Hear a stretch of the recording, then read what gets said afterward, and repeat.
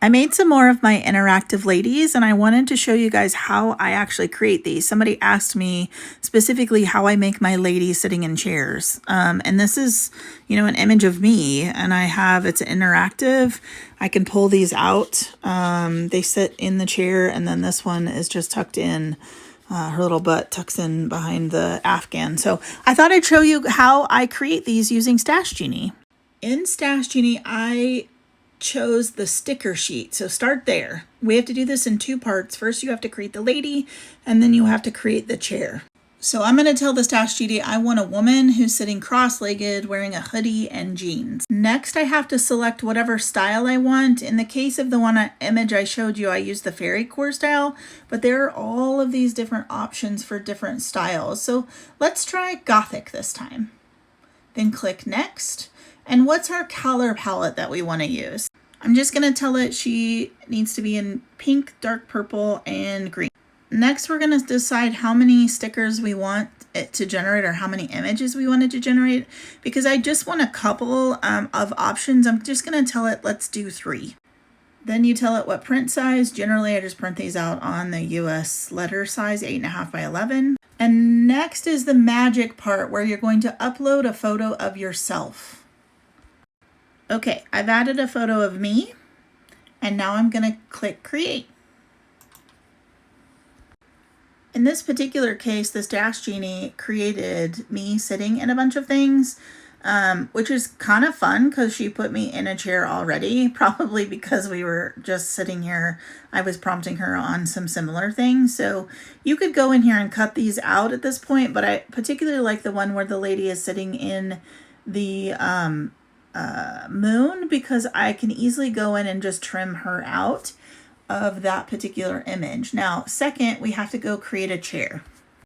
I went back to my sticker module and this time I'm going to ask it to create a wingback chair, but I specifically want to see the view from the front.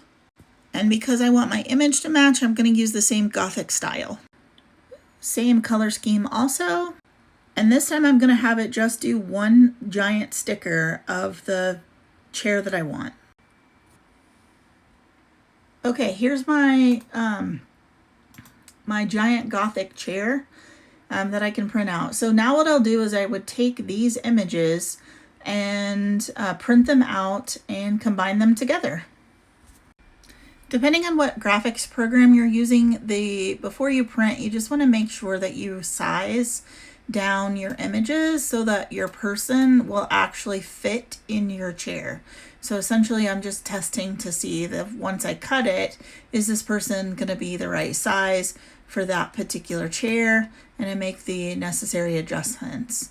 I've been doing all my ladies cross-legged because it's just easier once I go to print them.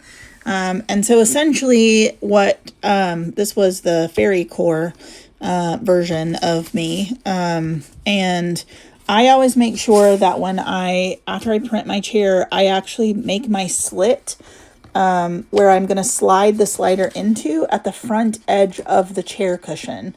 So that way it looks kind of natural that she's sitting in that particular area. The other thing, on the cushion. The other thing I do is I don't glue down the leading edge here, so that way when it slides in, this overlaps just slightly.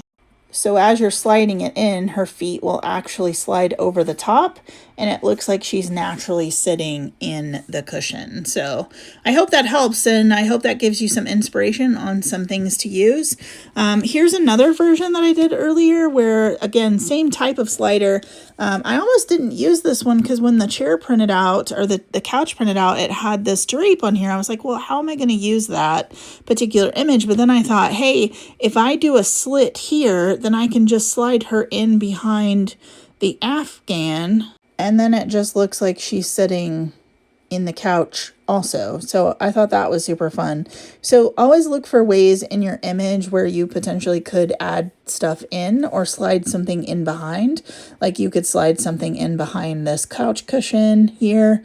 This pillow you could slice open here and then that could be a secret hidden pocket. all kinds of fun things. You could also, like, you wanted to go one step further. If you wanted her to be holding something, you could cut out along her arm lines here, and then she could be holding a pillow or a stuffed animal or a puppy or whatever. I mean, there's so many options. I hope that helps and gives you inspiration on how to make an interactive spread and how I actually create my images that of me to go into my graphics, all using the Stash Genie. So if you've never visited, it's stashgenie.com or .ai is where I've created this program that has all of these preset really cool styles and things like that makes it just easier to generate the graphics that you want when you need them.